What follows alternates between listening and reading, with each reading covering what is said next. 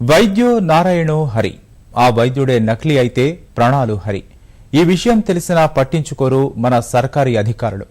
అడిగేవారు లేరనే ధైర్యంతో నకిలీ వైద్యులు పుట్టగొడుగుల్లా పుట్టుకొస్తున్నారు.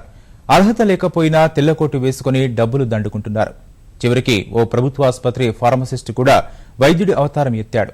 ప్రాథమిక ఆరోగ్య కేంద్రంలో ఫార్మసిస్టుగా, ప్రైవేటు క్లినిక్లో వైద్యుడిగా ద్విపాత్రాభినయం చేస్తున్నాడు.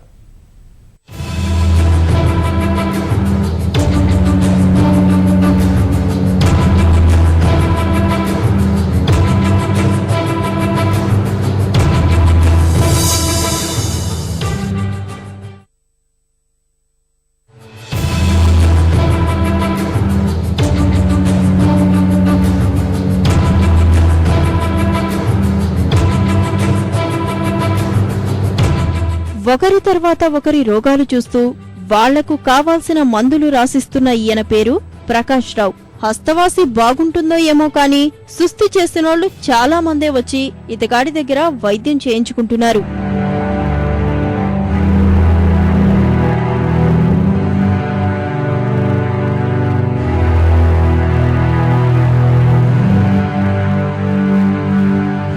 ఇదేంటి, డాక్టర్ గారిని పట్టుకుని ఆయన, ఈయన, ఇతగాడు, అతగాడు అంటున్నారు. కొద్దిగా కూడా గౌరవం ఇవ్వకపోతే ఎలా అనుకుంటున్నారా? సరే రండి, ఈయన గారి చరిత్ర వివరంగా చెప్తాం.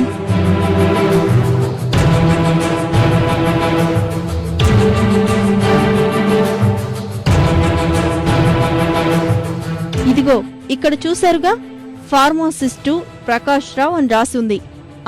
మీరనుకుంటుంది నిజమేనండి, ఆ ప్రకాష్ రావే ఈ ప్రకాష్ రావు సారు.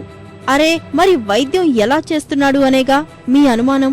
సరే చూడండి, ప్రకాష్ రావు శ్రీకాకుళం జిల్లా మందస ప్రాథమిక ఆరోగ్య కేంద్రంలో ఫార్మాసిస్టు. వైద్యులు రాసిన చీటీలు చూసి రోగులకు మందులు ఇవ్వడం ఇతగాడి పని. 30,000 రూపాయల ప్రభుత్వ జీతం తీసుకుంటున్నాడు. అంటే జనం సొమ్మనమాట. ఈ పెద్ద మనిషి మాత్రం మాత్రలు ఇవ్వకుండా మాత్రలు రాసే ఉద్యోగం చేసుకుంటున్నాడు.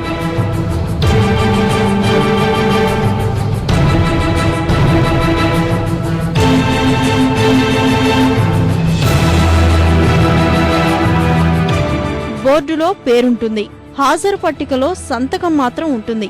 కానీ సీటులో మాత్రం ఈసారి ఎప్పుడూ ఉండడు. ఊరు పేరు లేని ఓ ఆస్పత్రి పెట్టి అక్కడే రోగులకు వైద్యం చేస్తుంటాడు. అదేమని ఎవరన్నా అడిగితే ప్రజాసేవ చేస్తున్నానంటూ బుకాయింపొకటి. సార్, ఇది మానవత దృష్టితో చేస్తున్నదే సార్, అందుకన్నా ఇంకేం లేదు. నేనైతే మానవత దృష్టితోనే చేస్తున్నాను. అలాగే వృత్తినైతే ఏం చేయట్లేదు. ఎవడ 5 ఇస్తే 5, 10 ఇస్తే 10 తీసుకుంటాను. ఇలా చేయడం కరెక్ట్ అంటారా? అది కరెక్ట్ కాదు. నేను లేజర్ అవర్స్ లోనే చేస్తున్నాను.